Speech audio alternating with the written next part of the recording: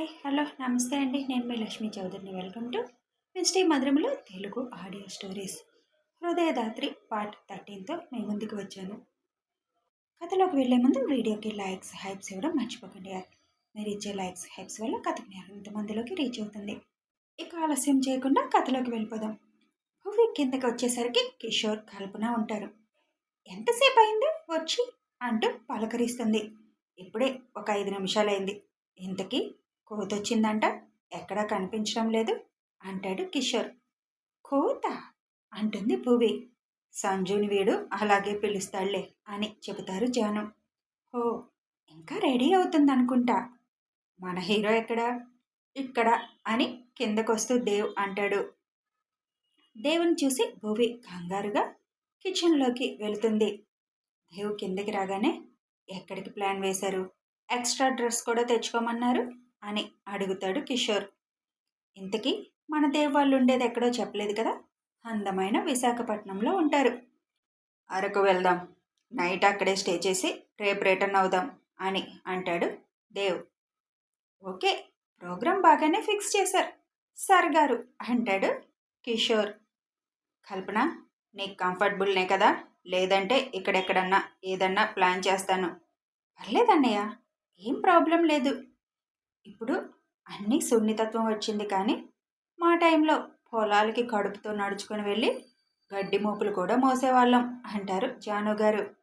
ఆ రోజులు వేరమ్మమ్మా. ఇప్పుడు భార్య ప్రెగ్నెంట్ అయితే భర్త వంట చేయాల్సి వస్తుంది అంటాడు కిషోర్. ఎప్పుడు చేశారు బాబు అని అంటుంది కల్పన చిరుకోపంగా. మొన్నేగా చేశాను అంటాడు కిషోర్. ఏంటి, వాంతులవుతుంటే కాఫీ పెట్టివ్వడం కూడా వంటేనా? అంతేగా అంతేగా.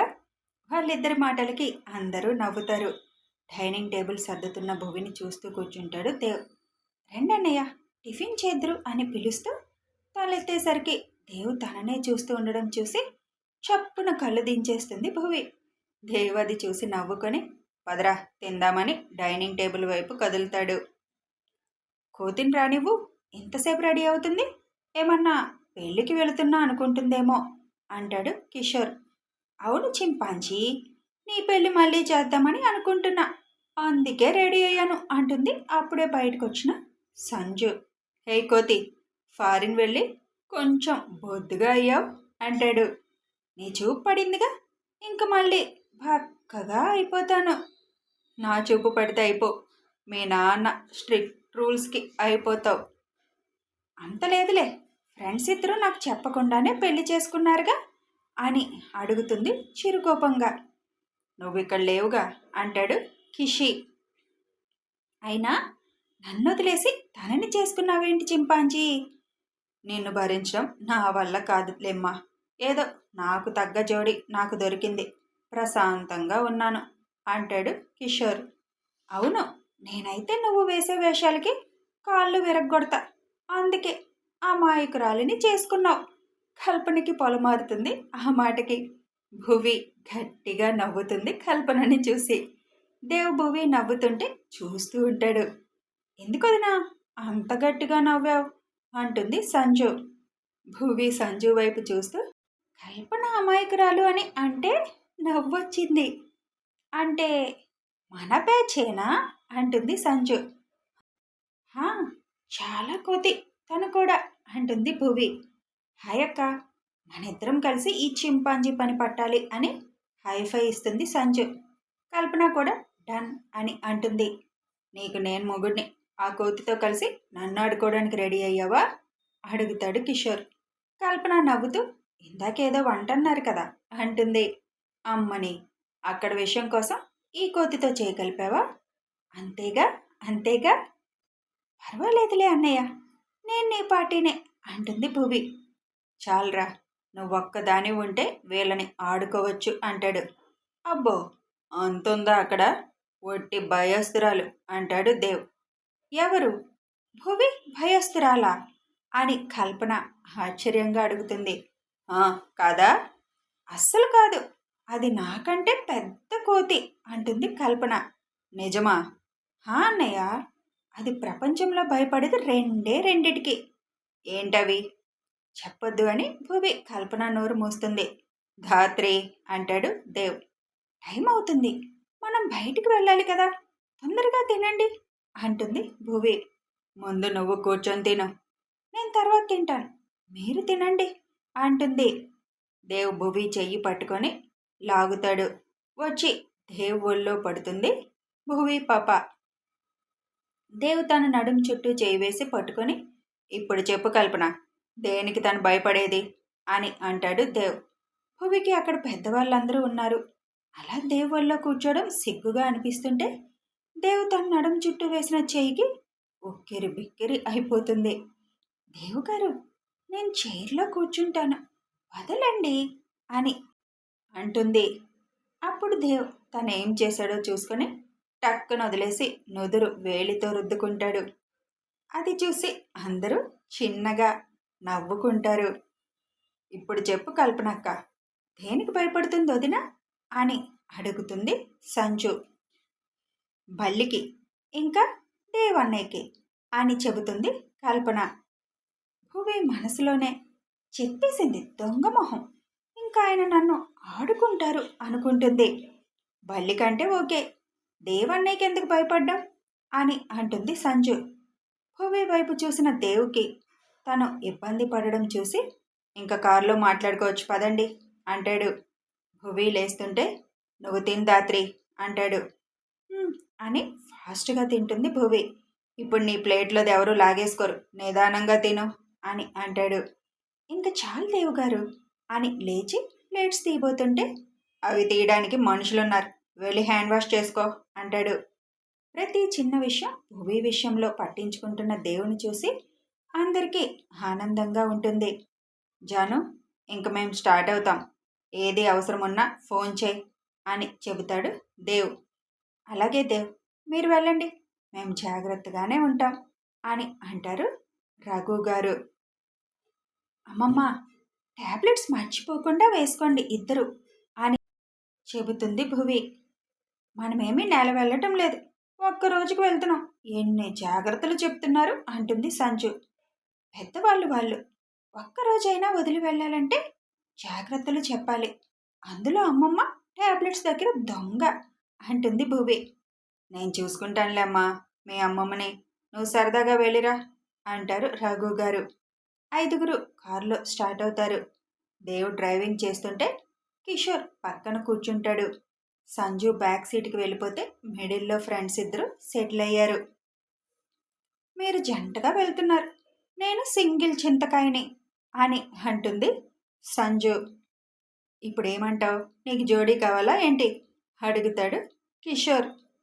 అంత లేదు బాబు, కొంచెం మీరేమైనా రొమాన్స్లు గట్రా ప్లాన్ చేస్తే నా ముందు కాకుండా నా వెనక చేసుకోండి అని చెబుతున్నా. ఇక్కడ అంత సీన్ లేదులే, నువ్వేం ఎక్కువ ఎక్స్పెక్ట్ చేసుకోకు అని అంటాడు కిషోర్. రొమాన్స్ చేయకుండానే తండ్రి అవుతున్నావా అని అంటుంది సంజు. నువ్వు చిన్నపిల్లవి, చిన్నపిల్లలాగుండు, కోతి, మరీ ఎక్కువ వాగుతున్నావు. ఐఎమ్ 21, నేను మేజర్ని అని అంటుంది సంజు. తల్లి నీకొక దండం, కొంచెం మూసుకొని కూర్చో అంటాడు కిషోర్. నాతో గెలవలేక దండం పెడుతున్నావా? అరే దేవ్, ఈ కోతితో ట్రిప్ అంటే తలనొప్పి వస్తుంది నాకు అంటాడు కిషోర్. దేవ్ కారు ఆపుతాడు.